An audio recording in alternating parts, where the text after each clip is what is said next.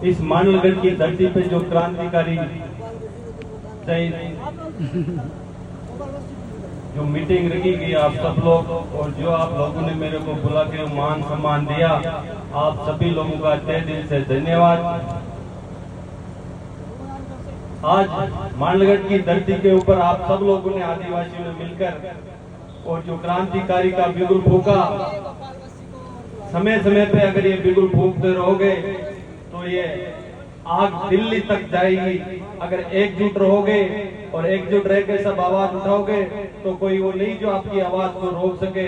हमारी भी कौम के ऊपर आंच आती है तो अपने भाई चंद्रशेखर आजाद जब जब जरूरत पड़ी तो हमारे साथ खड़ा था।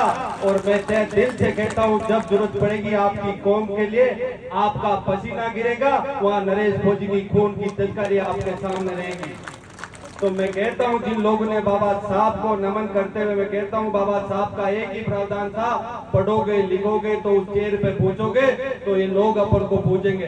जिन बाबा साहब के सपनों के ऊपर जो आज आने के जो लोग सोच रहे, उनको मैं कह देना चाहता हूं, वो दिन दूर नहीं है।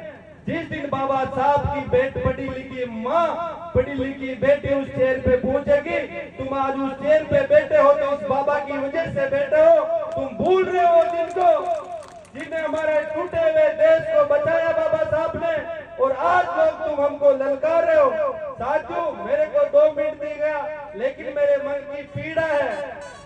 मैं 5 साल से हमारा एरिया में भी लड़ रहा हूँ, आपका भी वहाँ वोट है, उन लोगों को सिर्फ बहकाव में रख रखा है। तो आप भी उस एरिया से आते हो तो उन लोगों को बताना कि जो लोग आके आप लोगों को कोई नहीं चाहता कि आप उस शिक्षा की कुर्सी पे बैठो, सिर्फ आप लोगों का वोट लेके वो लोग चले जाते और फिर आपको भूल जाते। ऐसे लोगों को मुंह तोड़ जवाब देने का समय आ गया है।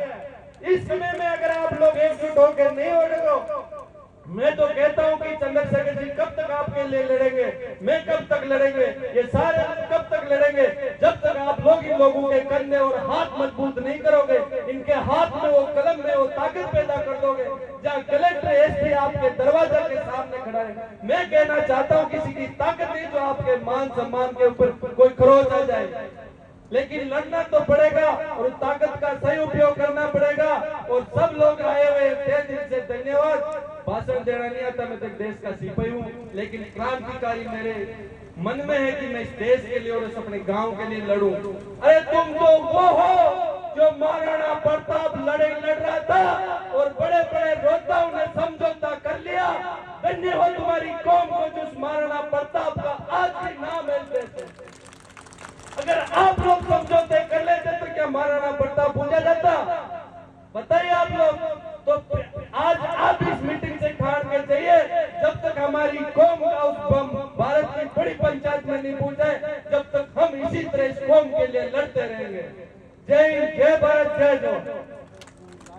बहुत बहुत धन्यवाद नरेश जी भाई साहब, जैसा आपके बारे में सोच